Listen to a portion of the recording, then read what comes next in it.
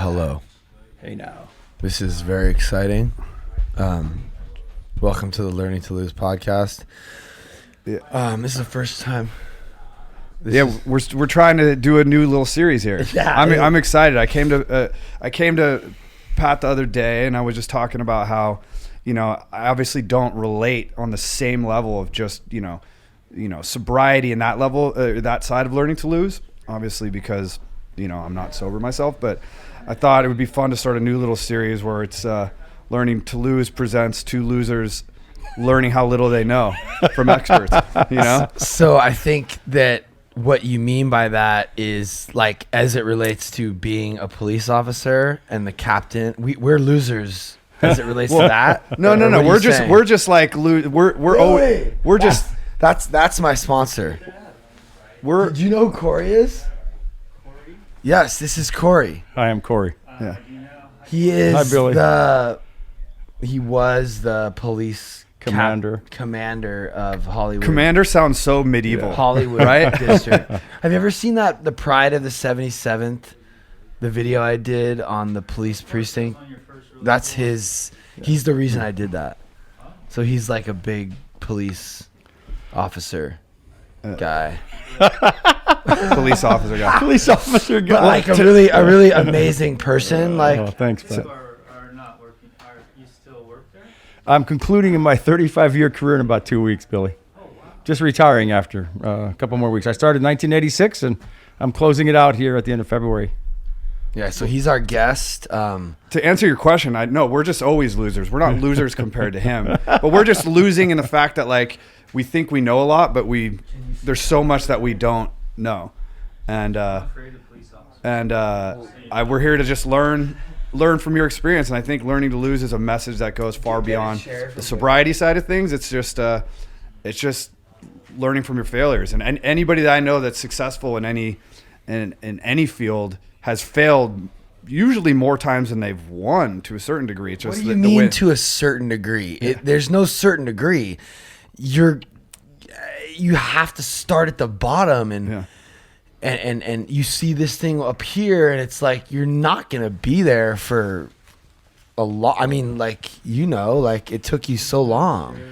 Well, for me personally, I was born in a housing project. I had 8 brothers and sisters. My dad was a janitor. I've had brothers who were homeless. I remember being in a black and white probably 25 years ago and turning a corner down near Venice Beach, and my brother was in a sleeping bag in the alley.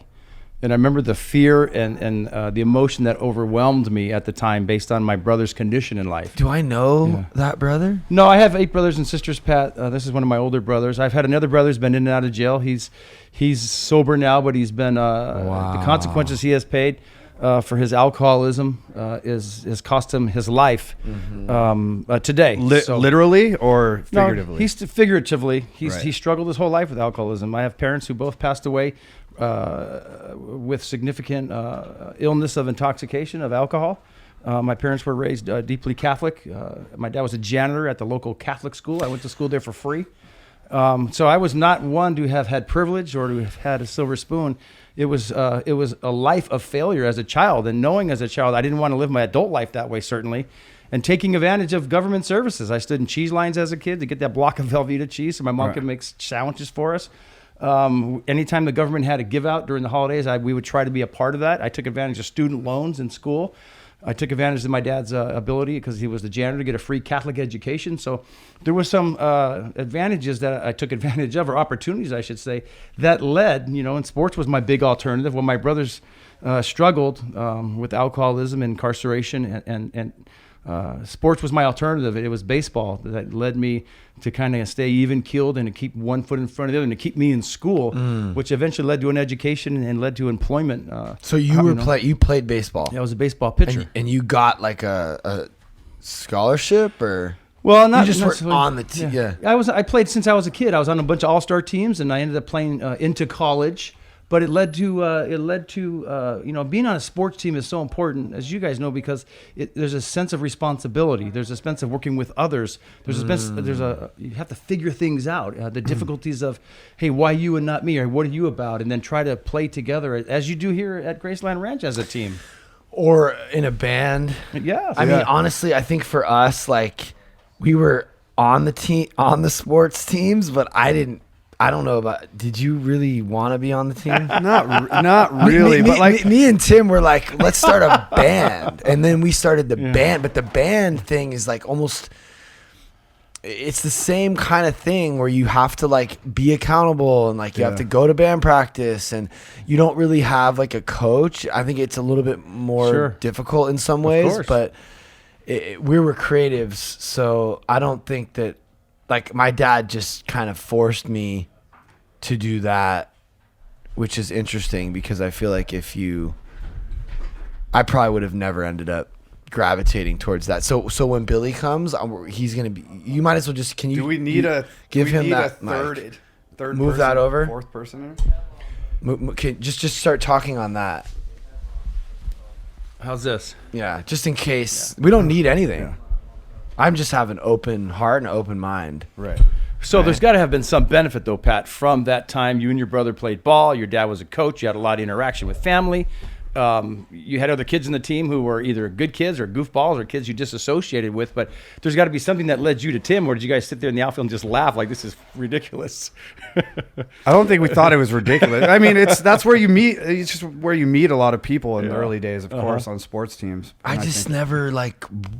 never wanted to play base. Baseball started getting scary.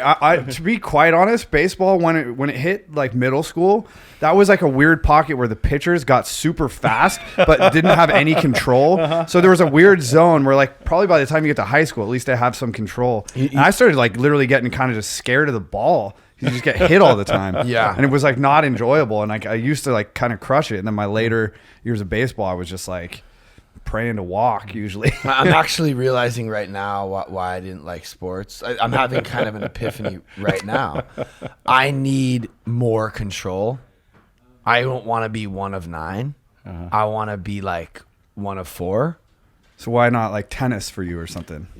I probably would have, or golf. That probably would have been more my speed, because for me, waiting around on a field and then getting a chance to hit 4 times a game, maybe. How many times does a guy actually even get a chance to hit? Probably 3 times. 3 times in hours. Like that's not enough play. That's not enough action for me. I need more action. Yeah. And I think that's what was the problem. That's definitely specific to baseball. With baseball was there was just too much waiting and not enough action, and I didn't have enough. I need more. I don't know. Stimulation. Well, Cory, what did you want at that point? You were playing sports and everything. What did you think you wanted to do? Be a pro athlete, or were you? Was your head starting to get into career? So a significant moment in my life was when I was playing high school baseball. I went to Venice High School. Was when Ronald Reagan was shot. I significantly recall the assassination attempt, and I was fascinated by the Secret Service, and I thought the ability to wear a suit, to have a pistol, and to travel the country in some type of protective detail was something I would aspire to. Right. So as I went to Sacramento State to continue my education, I was mentored by a Secret Service agent, and that was my plan. And then upon graduating from college, he's like, hey, go back to Los Angeles and work for the LAPD for a few years, get some police experience, and then we'll recruit you and bring you on. So I did that for 2 or 3 years, and he called me, and I'm like, you know what? I'm having such a great time down here. I started to do some TV commercials, and I got involved in some other things, and I was having such a great time. And then I had learned from some folks who were in the Secret Service that it wasn't all what it was cracked up to be, that only very few worked on presidential security details, that most people worked on counterfeit and treasury issues, that's because they're part of the Treasury Department. So I ended up spending 35 years in the LAPD. Right. Can you believe that we're talking to someone on this podcast that spent 35 years in the LAPD? This has been a family friend of mine for a long time, but I'm just really excited to have you on the Learning to Lose podcast. And we have Tim here too. I'm actually I can't wait to send this to my dad. Awesome. Because this is such a cool little... I've known both you guys for 25 years. I know. I remember you from such early days. Two of the most colorful guys to the audience out there that I've ever met. And even though I was a coach, and you may not think you're good baseball players, you brought more color and joy and character to that baseball team. Wow. And those are the memories you walk away with. You don't traditionally walk away with... Those are the experiences, the memories that matter to me as I got older. Not that 9 kids would go in the same direction. We had some very competitive teams because Pat's dad was the coach. But you guys were just so colorful and so different And I love that. And it's not like you can really remember like winning or losing at this point. Actually, my dad was undefeated. He won. Yeah, he won a lot. That was the crazy part about. That's the one thing I do remember is like, and I followed in his footsteps as far as being a controversial figure. I mean, you can't not end up like what you saw. You just copy what is. I mean, he may have been trying to teach me one thing, but all I saw was someone obsessed with winning and willing to do whatever it takes to win. And he got kicked out, evicted.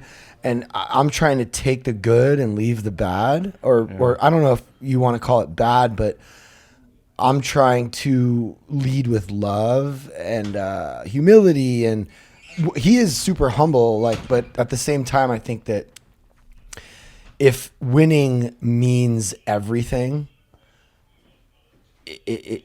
you're almost worshiping the winning thing. I want to worship the process. You're also setting yourself up for sadness because you're not, no matter how hard you try, you're not winning all the time. So when he heard the whole learning to lose thing, him and Martha's first reaction to that, they were like confused. They were like, losing, like, but after starting to understand what it really means, it's actually kind of like a design for like thinking a little bit differently so that when the losses come, you can just immediately recover from them and learn from them. It's a process redesigned to get back on your feet and to move forward. Yeah. I love that.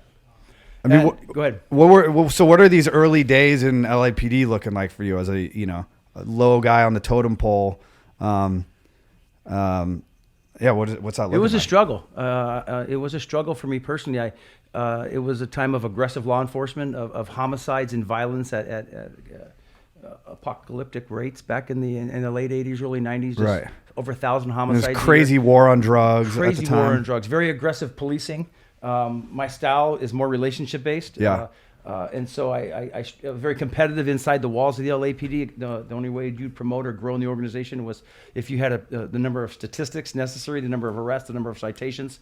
Is that how somebody grows in law enforcement? Is like their actual number of how many citations they've written up and arrests they've made and things like that? That's an era that's gone. So back in the late 80s, early 90s, everything was statistics driven because crime was so bad. Yeah. And the only way to measure your productivity or your effectiveness was on what you were doing when you went to work. Remember, taxpayers are paying you a decent salary to do something, not just drive around. And the goal was to drive crime down and drive traffic accidents down. How do you drive those things down? You put people in jail. You make enforcement stops to try to recover weapons, to try to prevent future crimes. So the more widgets you check or boxes you check, the more statistics that went up, the better chance you had to promote in the organization. Right. Very competitive. Remember, a lot of cops are ex-athletes. We have a locker room. We all share the same locker room. Men and women have different locker rooms, of course. And it was very, very competitive. And there was a lot of ego involved. It was very different than what has become today. Yeah. We had at the time, 70 to 100 officer-involved shootings a year. Today we have 25 officer-involved shootings. We've switched this thing completely. Our homicide numbers have collapsed over the last 30 years. Wow. We had, although we had a lot of homicides in 2020 because of the pandemic and other issues.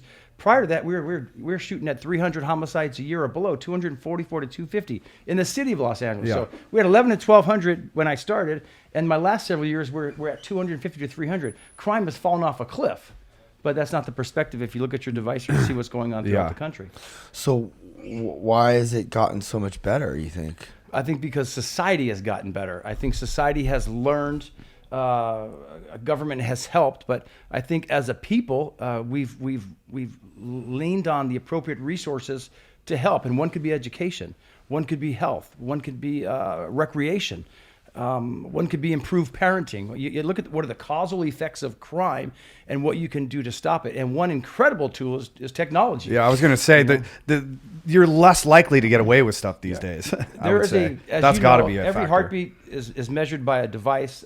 Everywhere you go, there's a footprint. Any savvy detective can catch a crook. No one commits a crime once and then runs off and never commits a crime again. Right. You start committing 1, 2, and 3, and 4 crimes out of need and desperation. You're just leaving a trail of evidence.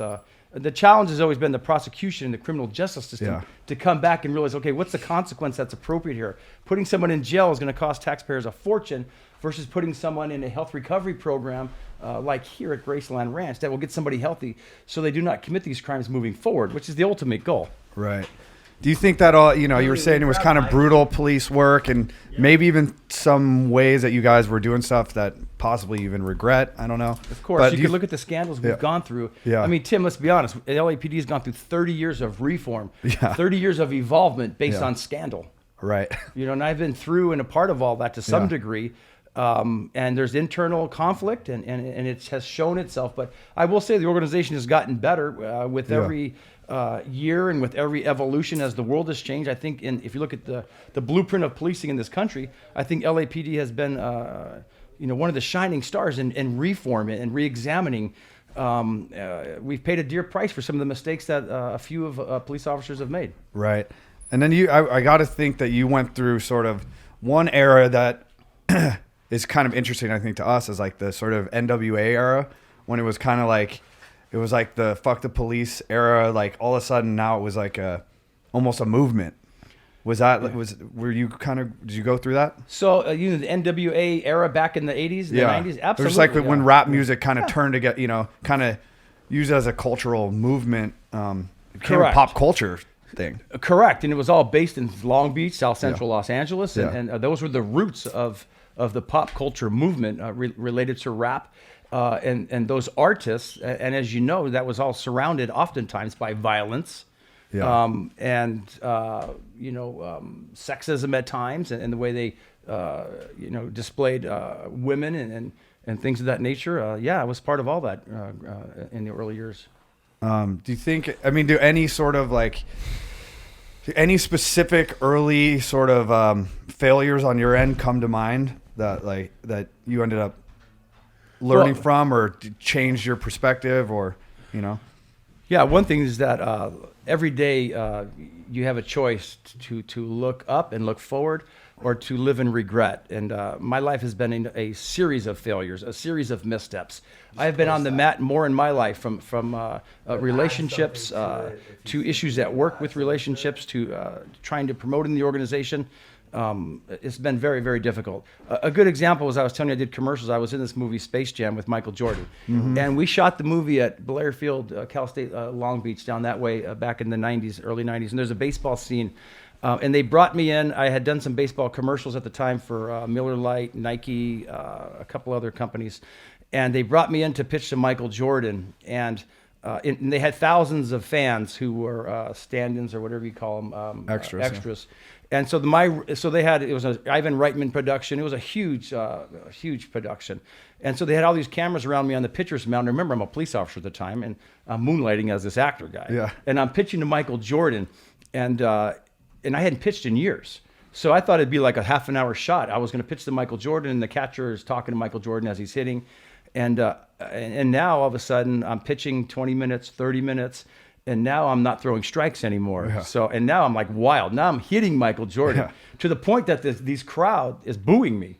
So now here I am, a kid in my early 30s, late 20s. I'm like, oh my goodness, man, I am standing amongst failure at the biggest limelight right now. And now Ivan Reitman is screaming because we're losing light. And I couldn't, they finally brought a stand-in in for Michael Jordan. It took 4 days to get the shot, which is about a 60 to 90 second shot in the movie. But damn. I mean, I was really standing in failure. Right. And I also remember to recognize the difficulty of this process. And, what's the alternative? I have to work my way through. I have to fight my way out of the situation. They helped, obviously, by bringing in a stand-in, and then they moved some cameras around and made it happen. But my life has been an illustration of that. But my resolve has been to get back on my feet, to try again. And, I have a hashtag I use in a lot of my nonsense called Die Trying, is that I continue to try even though I've been down. I've stumbled in my career regarding promotional exams. I've pissed the wrong people off that have thwarted my growth at times. I've been involved in internal affairs misconduct complaints against me for many, many years, where I was in the so-called LAPD penalty box, right. which is basically you're accused of misconduct. You have a significant complaint over your head. Until we determine the truth or the outcome of this, you're unpromotable. And some of these complaints went on for years. So Are you able to tell us at what one of those was? Yeah, sure. I remember I was dating a cheerleader, an NFL cheerleader, and we broke up. And I remember we broke up, and then she took my American Express card to Hawaii with her girlfriend and spent $5,000 on it. Man, I was a kid at the time. I was in my 20s. I'm broke. And I just had my first brand new American Express card. It was the green color. And I'm a young officer. And she went there and spent the money. And then I took her to small claims court. And I won. I remember the judge yelling at me in the small claims court, "How dare you bring this girl in here?" And he chewed me out in front of her. But in the end, he's like, "I have to side with this guy. He has all the evidence. He has the bills. He has the card. All this money was spent in Hawaii." So immediately she filed a internal affairs misconduct complaint alleging that I had stole something. And I was working Hollywood Vice at the time, undercover. I was working undercover and working the Hollywood Vice unit. And I remember the difficulty of it because I got caught up in a difficult situation with the investigator who seemed to have a personal vendetta or had an angst against me. We just had conflict. And that's what happens. You have conflict, and all of a sudden he slows the complaint down. I was due to promote. I didn't promote for a long time, like 14 months. And it turns your gut. It turns you sour. And here I thought I was doing the right thing by adjudicating this matter in court. She was supposed to pay me the lump sum back, never got the money back. She started making payments, and then she defaulted on that. But typical, and what the public doesn't understand, she used the internal affairs system to strike back at me because whether the complaint's frivolous or true, we take all complaints. So they had a team of investigators spend upwards of a year investigating this. And a year later, they come back and say, "No, what a waste of money." So that's the problem. The taxpayers spend a fortune in this, but remember, we hold ourselves true. We want to be of the upwards of integrity. We want to show the public that we're trustworthy. So in the end, a year, 14 months, it comes back totally clean, and the department tags me in the investigation for my lack of cooperation and my inability to be forthwith with the organization. But they had kind of prided in my personal life. She had given them a bunch of personal letters I wrote, and I remember how shameful I felt. During one of the interviews, the investigator, the LAPD investigator, was reading these letters out loud on tape in the investigation room. A personal letter between me and a girl. This is crazy. And I just remember how shameful I felt and how difficult it was. But I bounced back. I didn't quit. I didn't give up, and I rose to find another day. Just kept your head high and charging on. It's knowing very that. difficult. It's very difficult. And there were multiple cases that I remember. I managed an estate once, and someone alleged that I mismanaged the estate to my benefit. Well, that cost another year of an investigation. Right. And often we turn on each other in the organization. But like you guys, die trying. Learning to lose. I've learned to lose, and I learned to get back on my feet. What did she say you stole? A computer. Just lies. My brother had given her a computer, and she alleged that he stole it and that I knew about it or something of that nature. It was like 30 years ago. But she used the power of the department to stall me in my career. When you're grabbing at straws, she had no power, so she's using everything she's got. But so I want to admit my loss in that. I should have never taken a small claims court. I should have just said, you know what? I intentionally let her use my American Express card to go to Hawaii. I didn't think she spent $3,000 or $5,000. That's on me. Yeah. And I was a kid at the time, a little immature myself, and I was so devastated that she did that I wanted to not get even or to reacquire the debt. I mean, $5,000 in 1991 or 94 is a lot of money. So I need to take responsibility and say, you know what? Looking back, if I just walked away, none of that would have happened. I would have continued to rise in my career. I mean, I ended up doing so. Obviously, I finished as a commander, a high-ranking official, but those were the early years of failure in my struggle. Yes, sometimes it's like you got to bite the pride, right? When we've come across this before, where it's like, somebody owes you money or something, and sometimes you have to look at it like, you know what? Even though chasing them down, I can just get, they owe me $500 or whatever. It's worth $500 to just have them out of my life and things move on. It's honestly but 5,000 is a lot. Yeah. If I only knew then what I know now, I should have walked away and kept my head up. I had some people around me influencing me that, hey, she just screwed you, man. You need to get right. And then the judge validated my issues, and then she went right to the department to make this false allegation and cause the pain. Don't you think? I like to try to look at it as that like had to happen. Like, I feel like I don't want to ever regret anything, and everything that happened in my life led me to where I am now. So if you could, whenever someone asks me, oh, if you could go back and change anything, I wouldn't. It's like faith. Like, another thing you say all the time is keep the faith. I do. Yeah. Pat, I agree 100%. I wouldn't change a thing in how I've arrived here in 2021 to this day. I've only been a better human being, and I've learned from those mistakes. You know, when you're down on the mat, someone once told me, when someone looks you in the eyes and says, you're fired, I don't have any need for you, get your stuff and go, you've got to suck it up, man. That's a gut check for you. So to have those experiences in life, to have those failures in life, it's a test of your character. It's a test of your will. It's a test of your desire to become a better human being as a result of that loss. And you have to live in that loss. You have to live in that failure. You have to live in that pain to get back to the road to lead you to the promised land. It's a difficult road. You guys have been on it your whole life. I'm on that same road. The promised land may be Saturday night for a couple hours. There's no year-long promised land. It's a difficult path. But we all stay on that path. Well, most of us get back up and try. You got to keep trying. You got to keep going for it. Yeah. Well, it seems like, commander has got to be, it's like one of the top titles. It seems like you kind of ended, since you're retiring, we'll call it ended your career, on about as close to as high as you can get, or among the highest rankings. So correct. So that's, we'll call that a win, right? Huge win. How did what was the trick there? Obviously, there's plenty of people that have been in the department as long as you, I'm sure, longer, and you kind of got to that top level. What do you think the secret sauce is there? So the secret sauce is die trying. You got to stay the course. You got to go through the difficult periods of your life and put one foot in front of the other. You have to have a plan of action, and you have to go for it. And it was some things happened in my career regarding some complaints that went away. It allowed me to go into a position where I became an investigator, actually, Tim. I ended up working for Internal Affairs. Yeah. I ended up proving myself as an investigator. I ended up becoming a major case investigator and investigated some of the biggest cases at that time. And it put me in front of bosses in the organization who knew of my history and knew of my struggles. But because I was able to perform in front of them, I was able to be excellent. I had energy and enthusiasm and a desire to move forward. It just created opportunities. And those activities led to the outcomes, in which I ended up making police sergeant. I performed well in various divisions, and as a result, it put me in a position to make police lieutenant. I worked Occupy LA, and I was able to work for a deputy chief and manage some significant incidents.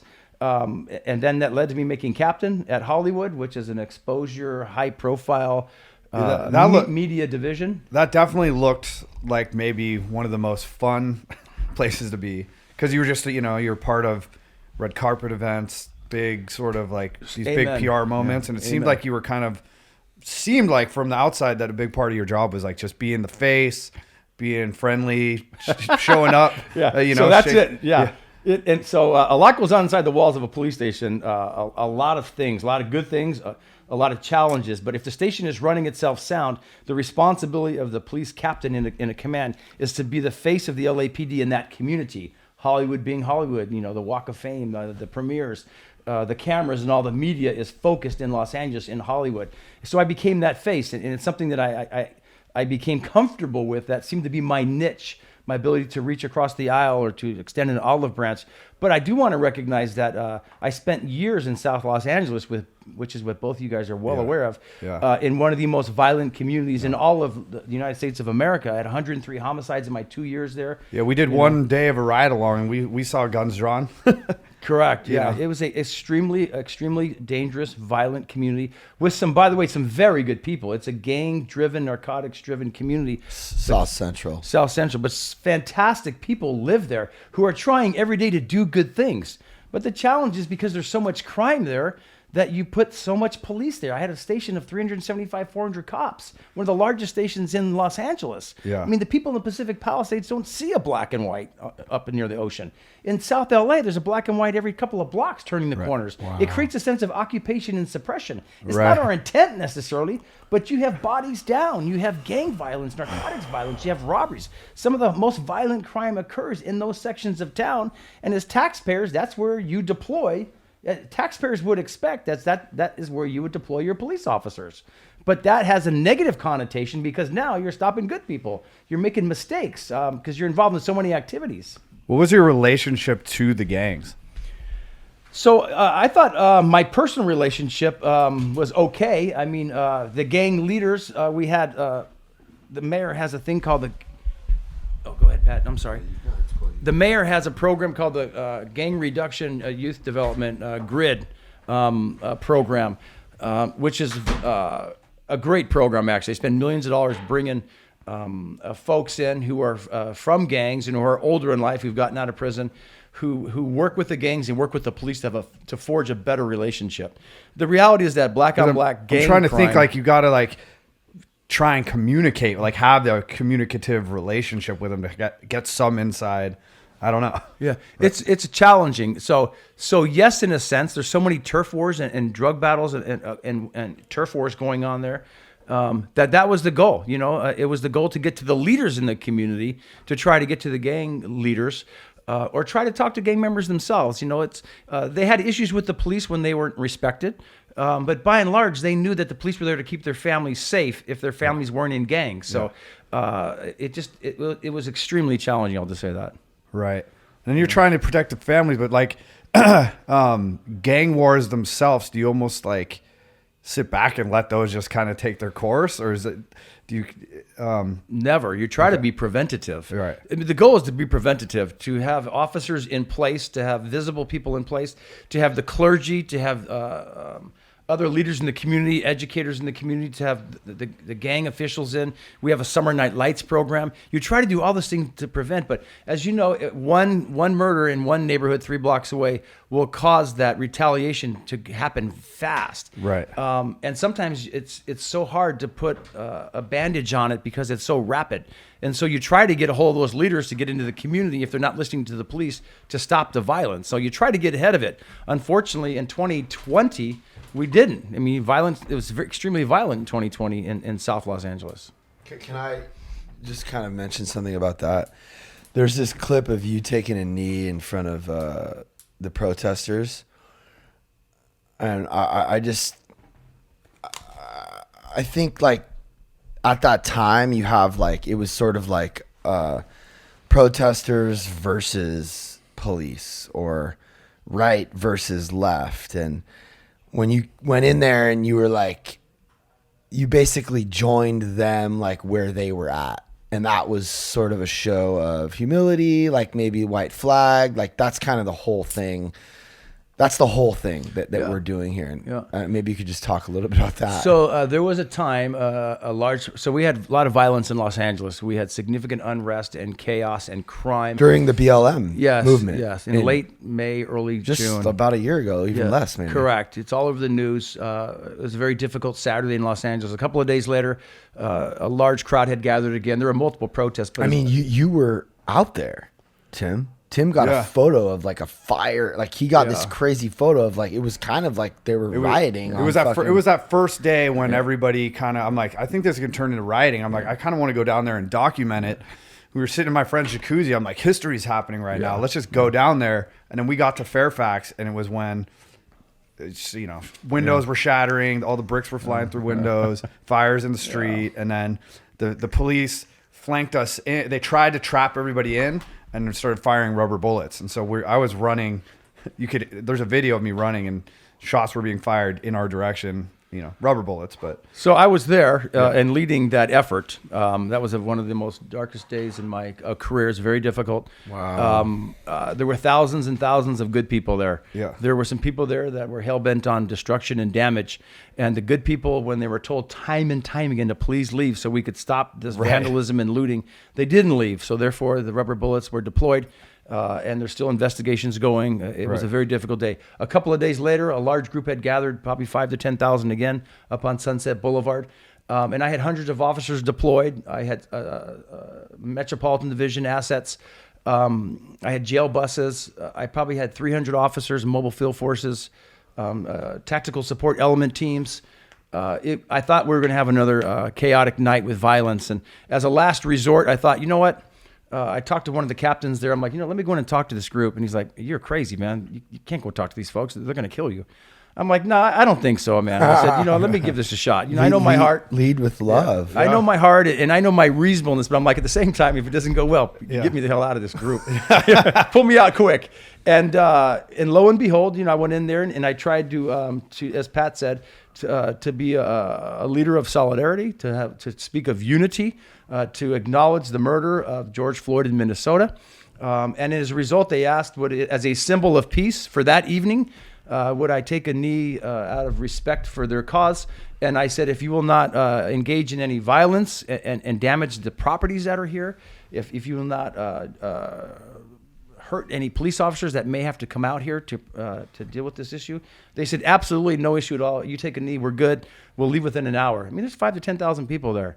And, by the grace of God, as I started to speak, there were a couple of hecklers, but quickly they were shouted down by some of the informal leaders in the group. And I acknowledged by taking a knee their pain and to try to do so in a level of solidarity and unity in a peacekeeping effort, knowing my officers would not be harmed or have to even come out from around the corner. Like I said, there was hundreds ready to go. And it just worked. It was a magical moment in the city's history. There was no violence.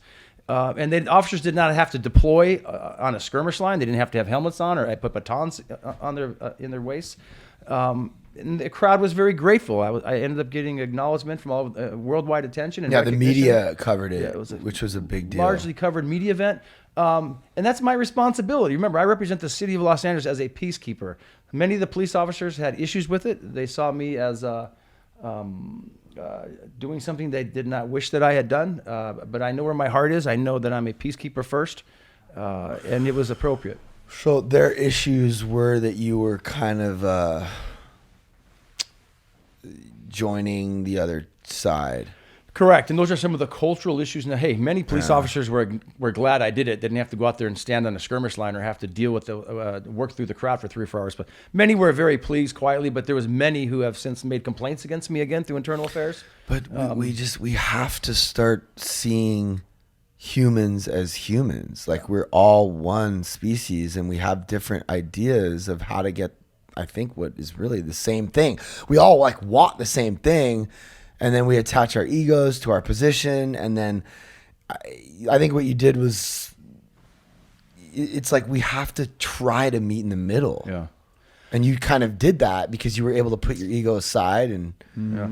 For that evening, for that time, it was the right thing to do. Yeah. We achieved peace. The group is extremely grateful. I think the group saw my heart. As I said, listen to my heart. Don't look at my badge. Let me speak on behalf of the city that we are all in this together. That's right. And it was a good moment. And it's hard to speak to like a mob or a group, because it's like most people as an individual, you can have some sort of breakthrough, but like when people get into a mob, it's like a whole new sort of mentality and morals come into play. So Saturday, you're right. So there's an academic term. The mob mentality is just not some street term. It comes from academics. There's an elixir of ingredients that get into a good person's mind that they will end up doing things they normally would not do based on what's happening environmentally around them. And that's what happened Saturday. You had really good people who got engaged in activities that they normally, I don't think, would not do. I mean, it's even crazy. Like the thought passed my mind, and half of my friends own stores on Fairfax and stuff. Yeah. And like you see people running out with like a Cause statue, which is super valuable, and like shoes, and even it crosses my mind like, damn, it'd kind of be dope to get one of those things. But like, obviously, I'm not going there. But like the fact that it could even cross my mind, and I consider myself pretty morally. But I think it goes both ways. Like you saw the mob turn to love. I think it is possible to it's just all it is an amplified whatever the feeling is gets amplified. So if we can amplify the love, which is what you did that day, you start to see everyone sort of changes and influences each other to do like what we're doing here. We're basically taking a bunch of lying, cheating drug addicts and changing the whole thing. And now they're like using all those same traits to help each other. Yeah. And I think that, yeah, like I don't necessarily think that a mob mentality needs to be like a negative thing. If the mob is there for a good purpose, it could go like the other way. So remember when you were there, Tim, Saturday, the world had reached a breaking point. The United States had reached a breaking point. There had been violent protests throughout the country based on what happened in Minnesota. And I think that was the breaking point Friday and mostly Saturday in Los Angeles. And come Monday, I think there was a sense that, hey, we need to fix this quickly. We cannot keep coming back to this violent message every day. And it was just not me trying to engage with the crowd as in a peacekeeping effort. It was the crowd understanding as well, we don't want to go back to violence again. Yeah. And another point is that as much as you feel like, hey, it would be great to get a dope pair of shoes, my perception is like, man, someone owns that store. And there's not a lot of profit in shoes or in a lot of things we do, and they're busting their ass. And to repaint a store, to fix a broken glass window, and to recover from the loss of property. Now, granted, it's only property, it's not people. My heart breaks for them because they're the ones who are legitimately paying taxes, that are working 7 days a week to try to sustain a living for their family through a reasonable economy. The justification is that the insurance will just handle it. Yeah, I know. I think that people think that for the sure. system is just going to take care of it and fuck the system. But I was hearing insurance wasn't covered. Like there was I'm just saying that's how people make it. It's just a pair of sneakers. I get that. It's just a pair of shoes, but there's a lot more behind that pair of sneakers. Yeah. That's someone's livelihood, and to refill that store with inventory, to get insurance claims, and glass costs what, $2,000 or $3,000 a sheet in these stores. So to see restaurants shut down, Melrose Mac allegedly had $4 to $7 million in equipment taken, and that's people's equipment that was in for repair. The Apple store. Shit. Yeah, the Apple store. Oh, that's brutal. So I mean, and the crazy thing is that there's so much evidence because people seem to want to film each other committing these crimes. I know and so there's been hundreds of arrests of that's people. The funniest thing about the Capitol, the Capitol takeover. It's like, do you think that people are inherently good? Yes. I think, or bad. From my heart, hey, I'm an optimist. I do believe that people generally want to be good. I do too. Yeah. Generally, yes. I think we have to see it that way. Yeah. I think generally, but there's a lot of disadvantage, a lot of people who don't. Yeah, have I feel like this is kind of the. It's like however you see it is what it will be. Correct. Like so, a self-fulfilling prophecy. Yeah, and if we all try to see it. My sponsor in Michaelis, he lives in Bali, and he's like, you can believe there's two different like things you can choose to believe. They're both kind of like lies because we don't really know for sure. But why believe, like Tim said the other day, he's like, I'm an eternal optimist. I don't think the world is out to fuck me. It never really has been, but there are so many people that think that way. And as long as they're thinking that way, I don't know, things just kind of end up becoming that way. So if you're choosing to believe one of two things, why not believe, like I go through this struggle every day where I'm like, are we going to fill the beds? And then I have a choice to either think, yes, Danielle's amazing. She's going to fill all these fucking beds and there's going to be a waiting list. And that is what's going to happen. And on a bad day, I'm thinking all the opposite of that. Why believe the bad lie when you can believe the good lie? Well, if you think with negativity, a negative stream will develop and overtake you mentally where you will live in cynicism and negativity and never work your way out of it. To choose optimism, to choose faith, to choose hope, and to choose love is the appropriate path, but having the balance to realize that, hey, things are difficult and we have to work our way out of things. But it becomes a self-fulfilling prophecy. And those who... those who choose the momentum of life, the optimism of life, and can work through struggle and can work through pain, will get back up and see a better day for themselves. Those who live in the swallows of cynicism and negativity and who are struggling legitimately, those are the ones we need to rally around. One thing I love about Graceland Ranch is you are your brothers and sisters keeper. I think you treat everybody here like you expect to be treated. So you have some principal, fundamental faith facts that allow optimism here and of hope that you don't denigrate or disrespect anybody on this property. And that's the expectations you set, because you have a self-management skill set that values those beliefs, and you try to live to that based on your experiences in life and your struggles in life. And the reality is, like you said earlier, Pat, you're only a better human being based on your struggles, your path. And to have had those failures and overcome those failures, although we wish they may not have occurred, has made you a better Patrick Ridge today and a better Tim Carhart. The only way I can live that way, Tim might be able to. Okay, he's not an alcoholic, whatever. For whatever reason, he is the way he is. But the only way I'm able to think that way is through the faith thing. Yeah. And also the learning to lose thing and the process, like understanding that this is just a process.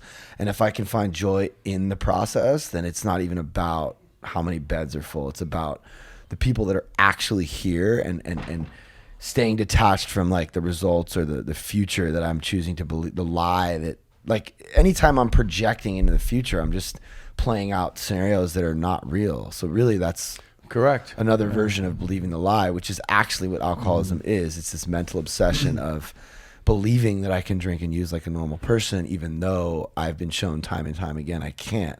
I'll also choose to believe the lie, whatever lie my mind is telling me about the future. But the truth is like this is the only thing that's real, is this moment right now. And the faith thing is the hard part. For Tim, it's very difficult. Tim doesn't have a God that he believes in. I don't know that he needs one. But for the people who do, like me, I choose to believe that lie or that positive thing just because it helps me in my life. I think I have a faith. There's a version of a God. It's so hard. It's harder for me to pinpoint what that is. I can't either, bro. The feeling, there's the feeling of the connectivity of the energy that is connecting us. That's real. It's like, even logically speaking, it's real. That's one of the main ways that I define God is God exists in our connections to other human beings. And right now God is present. I can't really explain it either. Yeah. That's why we read Emmett Fox's Sermon on the Mount, because Emmett Fox broke down Jesus' Sermon on the Mount and the Beatitudes in kind of a literal way so that we can understand what blessed are the meek, for they shall inherit the earth. Mm-hmm. What does that actually mean? Because if I read that from the Bible, I'm like, well, is meek a good thing? And what does he mean by inherit the earth? You know, and what that actually means is meekness only, all meekness is that we understand that the will of God for us is beyond anything we could have ever come up with. So when we're experiencing these losses, we just can't see why it's happening, but having faith that we know it's the best thing for us based on God's design or whatever. That's meekness. It's like getting out of the way and having enough humility to just like let it happen. I don't need to be trying to control everything because I know God has a bigger plan. And inheriting the earth means that we're going to have a life, an inner life beyond our wildest dreams. Like, I think earth represents like our body and our life, you know? So it doesn't really mean we're going to go to heaven, although some people may choose to believe that. Emmett Fox is explaining all these things in like a, I guess, scientific or literal way, because there's a reason it's the best-selling book of all time.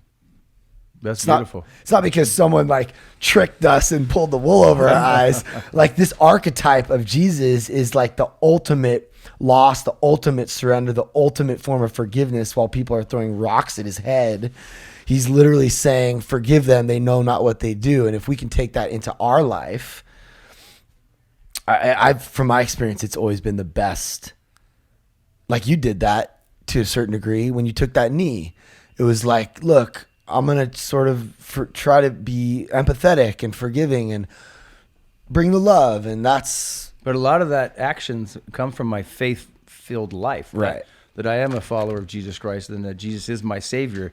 And that I try to live a life principally based on the Bible. And my actions Danielle's over there like cheering. Danielle's so like, sorry. My actions are a result of how I was raised as a child and how I try to practice my life, knowing that I'm a sinner and I make mistakes every day. Yeah. And I think my response and how I live my daily life, including that event, is based on fundamentally how I feel in my heart, based on the heart that was molded in my faith. So you just said something that I have to just really touch on real quick. So based on the fact that you're a sinner, so we make mistakes and we have flaws.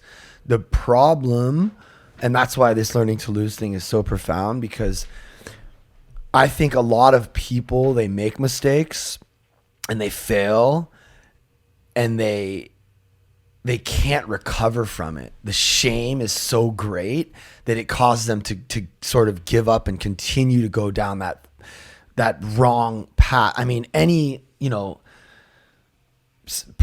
serial killer or thief or person that's just in the wrong, going down the wrong path, I think it's because they have so much shame and they can't forgive themselves. So they just sort of give up. I think so. Being able to make those mistakes and be like, okay, I'm not the mistake I made. Does that make sense? To a degree it does. But remember, there are some very evil, malicious, criminal minded folks intent on hurting others. But I think that they ahead. got to that point because they weren't able to accept and embrace a mistake or a flaw as just that, and that there's still goodness and there's still hope for recovery in them. And I think sometimes that has to do with the parenting and bad parenting and shame-based parenting. And I don't know, like, I think if we can just learn from our mistakes and grow from them rather than continuing to go down that bad path of like shame and failure and that negative thought life. So basically what you're saying is some people are born evil.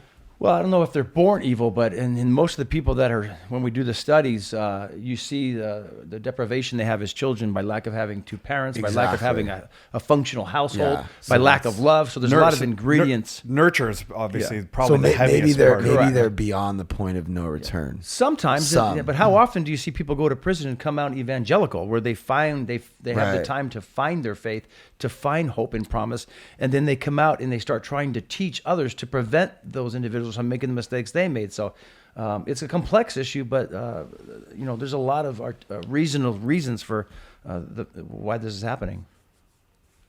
One thing I wanted to ask, it's kind of different than the If emotional you just side. don't touch the mic anymore, because every time you touch the mic, it's like, Dude, I'm new to this. yeah, no, it's okay. I'm just letting you know.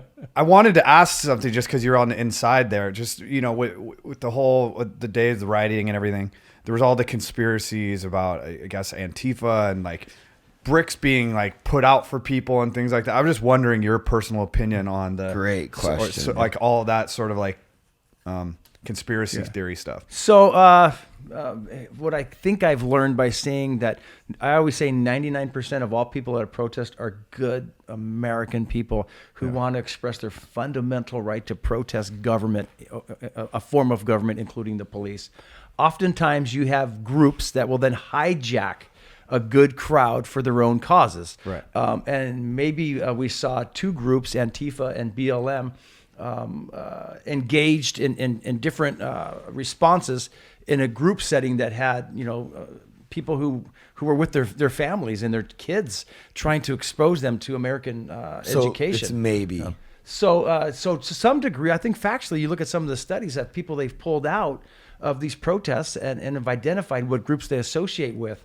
That doesn't mean all BLM folks are criminals by any means. I mean, they have an agenda. They protested. There was a violent group, Antifa. If you saw the Antifa group, they're knowingly violent. The ones that were detained or arrested. What does that stand for again? I don't even have any idea. So, What does Antifa stand for? Anti-fascism. Anti-fascism. So you do have Wickham. So thanks, Wickham. So often you do have in violent protest, you have a good group that starts out doing the intentful correct thing, and then you have a group that is so hell bent on destruction that they'll hijack a good protest. And I think that happened throughout the week. And obviously there's people around this country who found such anger and pain in what's happening regarding police community relations, and they took to violence. Yeah.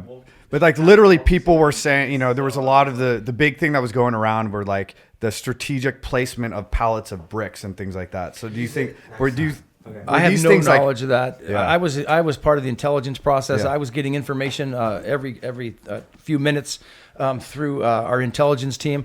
There was so much information going out, some misinformation, but traditionally, no. Without discussing our own tactics, I was never made aware. If I was made aware, I have no knowledge of factually having pallets dropped off that were used to hurt the police or to destroy businesses Right. that I can recall, at least. Yeah, I think most of the conspiracy theories are people just getting carried away and trying to look. Well, lot I of mean, social look, media but is here's quite an animal. this. I think there is one thing that I think is probably true, which is that the BLM movement was hijacked. I mean, Antifa? no, I think that the BLM movement started as something that was like cool and organic, and then like I think it was taken over by like Hillary Clinton. It kind of always comes down. It comes Hillary Clinton? for lack of a better. Hey. Well, it just comes down to like the Well, because they're funding, they're me- paying so much money, from what I've heard, Oh, thanks. to through social media and to have it become something that's not what it was intended to be. well, yeah, initially. the media conglomerates. They just make so much money off of hot ticket items like that. Yeah. That's what they, kind of what they say. And then there's also this thing that's being talked about. They were distracting the public from the trial that she was on, and I have some people that I follow that I actually like trust, and like they broke it down in a way that made like a lot of sense, like the media outlets. So, hey, in the end, any movement, any group, there has to be a discussion. And I think Yeah. one of the challenges sometimes with these groups is they don't want to sit down and hammer out a piece of court, in a sense. And when a group doesn't want to talk and refuses to talk until government is overthrown or till their agenda is adopted, sometimes that becomes unreasonable, and there's challenges. And I think that's some of the things that have happened in this country. Only when we get back to breaking bread, when we get back to figuring this thing out through discussion, through a recognition and understanding. There's a lot of controversial issues in this country right now, and we need to figure them all out. We have a new administration, and hopefully that'll bring new opportunities, and hopefully we'll find a way that we can coexist together. Because if we don't, we're going to continue to destroy an economy and destroy all of us as individuals, and no one will be able to prosper. What's the vibe in the police force right now? We kind of were talking about this last time I saw you. How you're like, morale is pretty Terrible. It's pretty terrible. Yeah, terrible. Like a lot of officers almost feel like Abandoned, betrayed. writing it. Yeah, phoning it in. you have politicians that have turned their backs on the police, who have normally been in route step with the police. If you're an elected politician, you need the police to protect your community so you can win re-election and you can show signs of success. And our relationship with the political elected leaders of Los Angeles has traditionally been very good. However, there was such momentum regarding the defund movement that many of them stepped aside, returned any donatable funds that they were given for their elections, and the police feel betrayed by them. That includes the mayor of Los Angeles. People, many of the officers feel the community has turned their back on them because the power right now is not with the majority. There seems to be other groups that have the platform right now, which are casting stones at the police. And it just breaks the heart of human beings who wear uniforms, who try to come to work to serve the public every day. Right. These are issues much greater than a 22-year-old kid, a female police officer, trying to go out and help somebody during the day. The responsibilities and the burdens these young officers carry are insurmountable based on the perceptions that are being cast upon them by media today. It just breaks my heart, and it breaks their heart. There's been an issue with the defund movement of taking monies away from the police department, and I think we're all trying to reestablish the role of police in America. Yeah. And they're trying to reestablish their individual identity. A lot of them have had family members who've been in the protests. They've had people in their own families turn against them. I've had people who were close friends of mine turn against me, or maybe just turn away from me, not Right. turn against me. And we're all trying to go through and deal with that. Yeah. Well, it's kind of Pat would speak on this too, because we've been talking about it a lot lately. It's just like cancel culture has gotten so carried away. It seems like you know, I don't want to be sympathetic to, you know, people that have been wronged, especially in sexual harassment areas and all that. But it always seems like it starts in one thing, and now you like almost we start overcompensating, and then you lean in. It's now become the sort of like guilty until proven innocent. And I don't know where the balance is there. I'm not going to claim that I do, but it's the same thing with cops. You know, the police force. It's like now it's overcorrecting. Everybody's on the chopping block, and that's got to be kind of a hard thing. It's difficult because every community needs services, and that includes public safety. If there was an alternative that we didn't need policing in a community and we could save money, I think government leaders would be like, hey, this place is so safe. We don't need the cops. Let's give the money to schools. Let's give the money to Parks and Rec. Let's build better libraries. Let's build better roads. But our communities haven't proved or established a level of safety by policing themselves to move the police and the money's away from that. So, and now what we're doing is we're moving the police away from communities by reducing budgets, by eliminating police, and crime is going up. Yeah. And the people within those communities can't control that level of crime. Right. And it's not outsiders going into those communities and committing crime. It's people within the own community committing that crime. So we're going backwards so fast. And if a community could police themselves, I'd be the first to say, no, we don't need the police in here. Let's give the money to the Parks Department. Let's give the money to kids. Let's build some little leagues. But public safety is a significant issue. Yeah.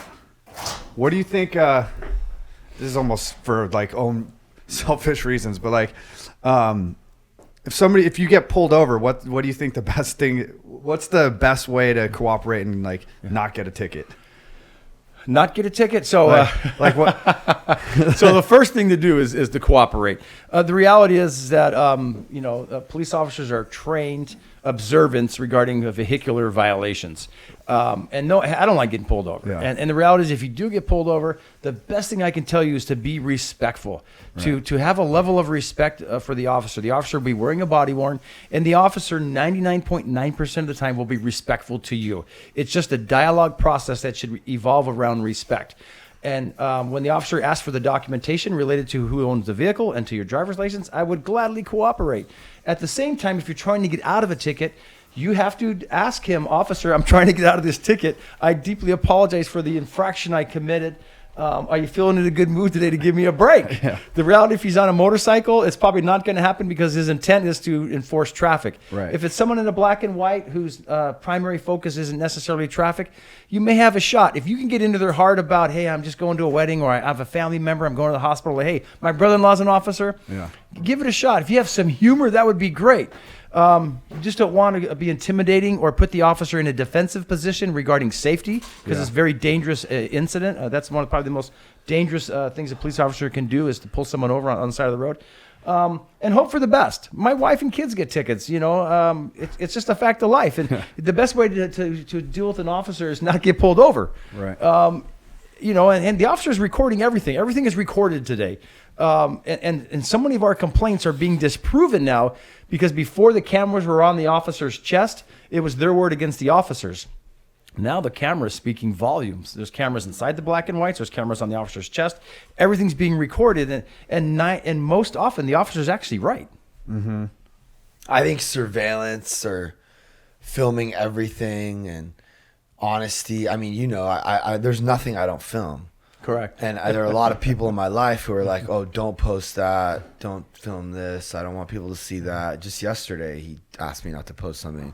I don't give a fuck what you post, okay? Because if you're living a life without secrets and lies, which is the way everybody should be living, then what's the problem? Yeah. And I think surveillance in general, it might sound like, Big Brother or national, like there's a lot of people that don't want that.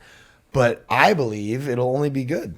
Well, I love your videos, Pat. I love when you're in a store and you're filming and the guy's like, hey, you got to go outside and do that. And I love you because you go right after the guy. Hey, this is a public store. But people also come after me. You're being mean to the guy. And I'm like, well, this was an interaction that happened. And I don't know. Yeah, I love the transparency. I'll say that. I just think that surveillance brings out the best or the worst in people. Because if I start filming someone, they're either going to become like, oh, they have love, and they're not like afraid. It's almost like as soon as you do that, the person and what they're like, they like secretive and fear based that will show up, or are they like inspired and love based? And if you see it, like it's almost like it brings out the angel or the demon within a person. Yeah, no, I get So that. crazy. How about people say, you know what? You just didn't get the best of me today, or or they made a mistake, and then you've captured that mistake, and now the mistake is tagged and posted online. When 99% of the time, they're actually good people who fundamentally are flawed in that moment, and there's no forgiveness opportunity because you've posted the ugliness of them, and the grace and beauty of them will never be displayed because you're not there to capture that. And I can see kind of they're like, man, this is you just didn't catch me in a good moment, and for sure. I see that. I see. Well, that's where they have the opportunity to post whatever they want or just not. And that's the other thing is I think people, like, nobody knows who that person is. Correct. Yeah, that's true. It's just a person. It's And everybody is so attached to this idea that they are the most important person in the world. The truth is that, like, nobody cares. You're not that important. I'm not even that important.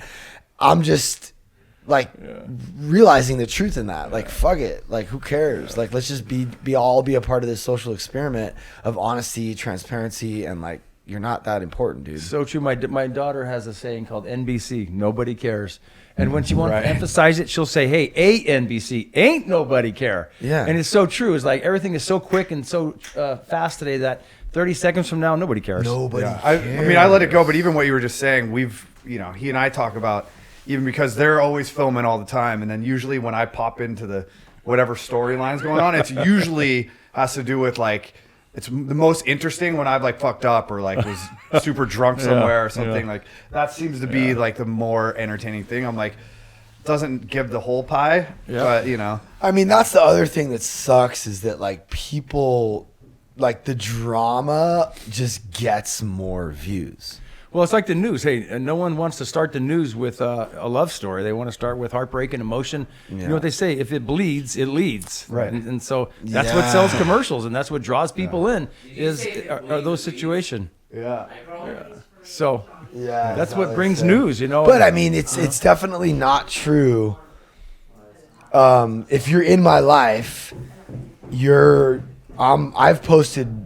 I mean, the percentage is probably there's way more dope shit of you than there is bad stuff. Yeah, probably, yeah. So, but in I'm your also mind, not really fighting it most of the time. In your mind, you're thinking, you just literally said most of the time it's me doing some dirt, but it's actually not.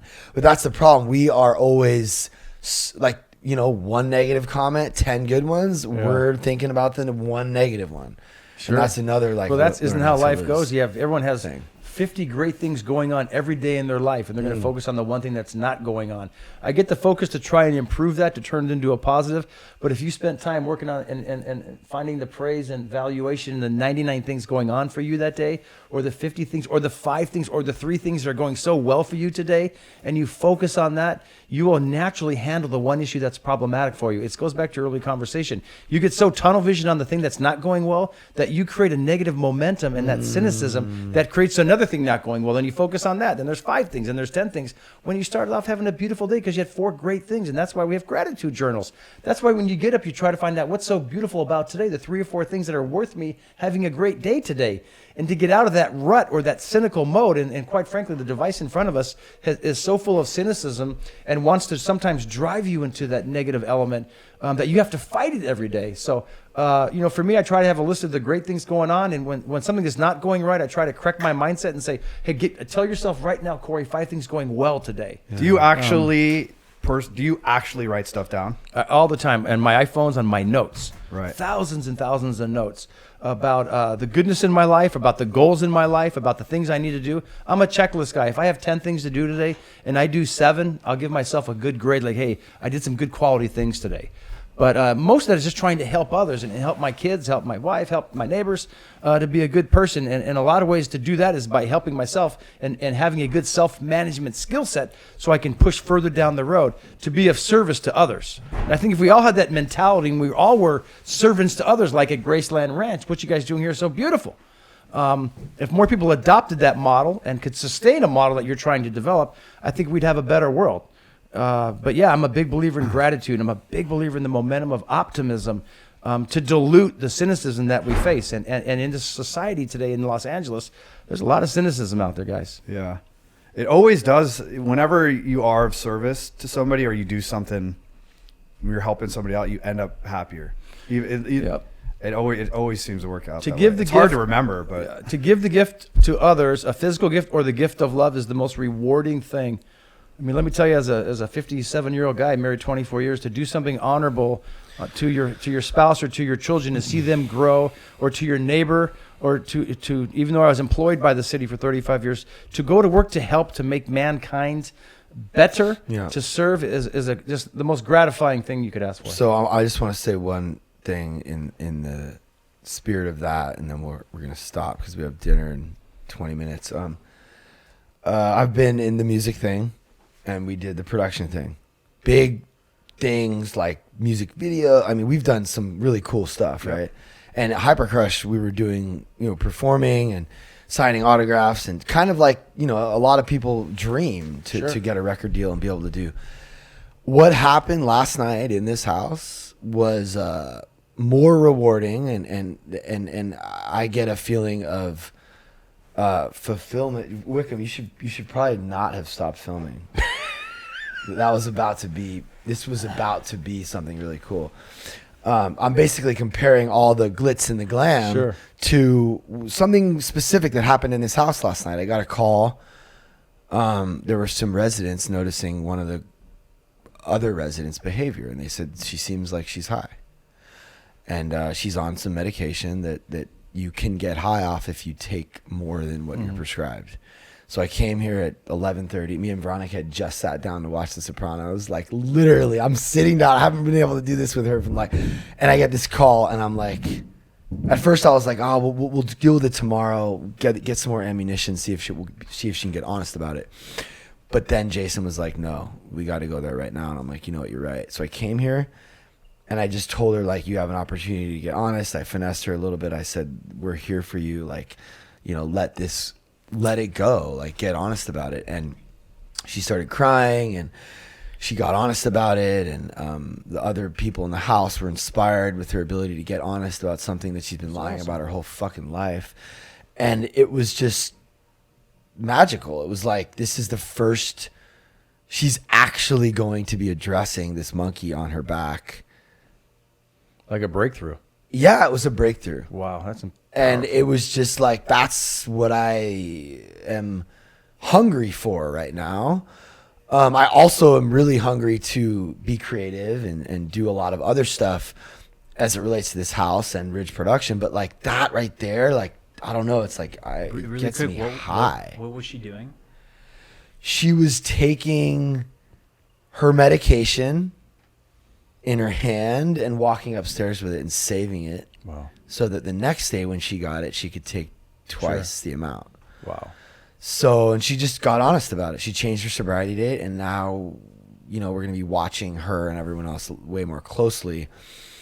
But I think it was I'm glad it happened, because it got everyone in the house to see that you can get honest about something. And we're like one of the people in the house, like, told us, like, they told on her, like, in jail and on the streets, you never tell on anyone. But in here, you might save someone's life. Sure. So it was cool. Like, it's working. Yeah. That's so beautiful, Pat. There's an Italian term called nunc cepi, N-U-N-C, and then C-E-P-I. It means now I begin again. Now I begin anew. Born again. And, yes. Yeah. And if you live your life with the mindset that everything you do, you begin anew with humility, with character, with a value set and beliefs, you're always restarting your framework of your mindset. And I try to subscribe to that. Like, now I begin again. It's a new handshake. I walked in here again today, but it's a new beginning in a new relationship again. Yeah. And it keeps you back, and it keeps you whole, and I think it keeps you healthy moving forward. So for her, it's now she begins again. Yeah. And to have that breakthrough and have you guys reach out and develop an opportunity for her to get better is incredible. Yeah, it was really cool. And I don't even want to really take credit for it. It's like, just God's working it's God's in will. all of our lives, and I'm really grateful to my parents. I mean, they really are the ones that are. Could you imagine, like, Martha trusting me I mean, back when I was filming her wedding with dreadlocks, high on Xanax. I mean, that's who I was, and now I'm like, we're in this house, and it's cool. Miracles really can happen. Thanks for coming out. You're an incredible story, Pat. Yeah, you know how I feel about both of you guys. I appreciate the opportunity to say hello, and hey, my respect and love for you guys is till the end, man. I just love what you're doing, and for me at my age to sit around and see the success, the prosperity, and the steps you guys are making. Progress. You're just changing lives, and you're game changers. And I've always been thrilled. And too often in my house, I hear the rich voice coming through my wife's iPhone. I'm probably one of those Americans. My wife and I follow Pat, and in many rooms in our house, I hear Pat Rich walking into that iPhone about something going on. And there's always humor, some emotion, but I know in the end there's just a lot of love. And so, peace out to you guys, and I appreciate the opportunity. Thanks, man.